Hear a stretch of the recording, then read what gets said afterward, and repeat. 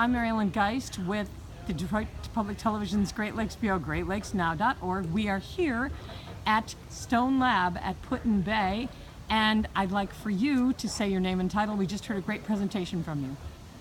Thank you so much. My name's Sylvia Newell. I'm an assistant professor at Wright State University. I'll talk to you a little bit about some of the work we're doing on Lake Erie with the Ohio Sea Grant. We are really interested in the impact of nitrogen going into the Great Lakes and how that might impact the harmful algal blooms. You showed some amazing video, which I will post on our website, of, I think it was in 2015, of just green waves and a green wake. Yep. What is the situation with algae blooms right now? I'd like to hear it from you.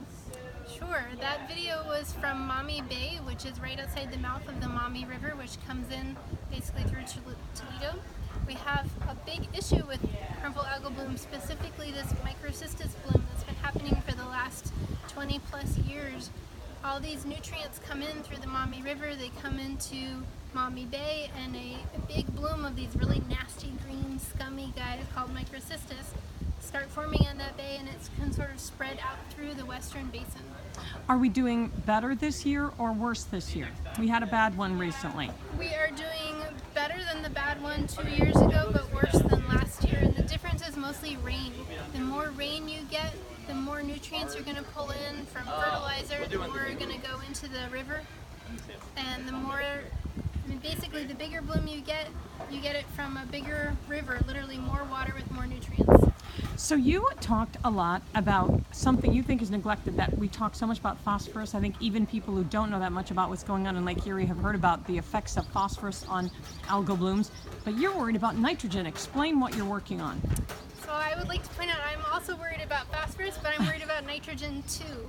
So to me it's kind of like dieting. You need carbon, nitrogen, and phosphorus to make your body, to make any kind of food. And so to worry about a diet, right, you want to control your proteins and your carbs and your vegetables and your sugar, and mostly you want to try to, lay lower on the sugar and the carbs. Well, to me it's sort of the same thing. We need carbon, nitrogen, and phosphorus to make a body, just like a microcystis cell. So you want to control all of the things. What can we do to, first of all, cut down on phosphorus and cut down on the impact of nitrogen on phosphorus, which apparently, from your presentation, it makes phosphorus even worse, right? Nitrogen has an impact on phosphorus. It's not so much that, as that in any cell, any organic matter that you have, any piece of any plant, any piece of any body, any nutrients that are coming into the water, they're all linked to organic matter. So it's carbon, nitrogen, and phosphorus are all made up in that, so they end up traveling together. So just like we've had a rise of more bioavailable phosphorus in the last 20 years, complicit with that you have a rise of more bioavailable nitrogen in the last 20 years. What can we do? So agriculture is a big part of these nutrient sources, and to me high precision agriculture is pretty much the answer. Add what you need, when you need it, where you need it, and not right before it snows, and then we get the food that we need, as well as helping out our rivers and lakes. Are you worried about the future of Lake Erie?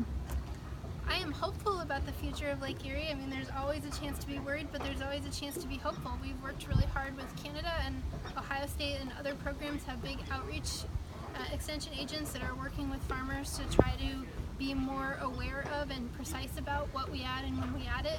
And I think that if all those best management practices that we know about actually get put into place, we're going to be in a better position. Thank you so much.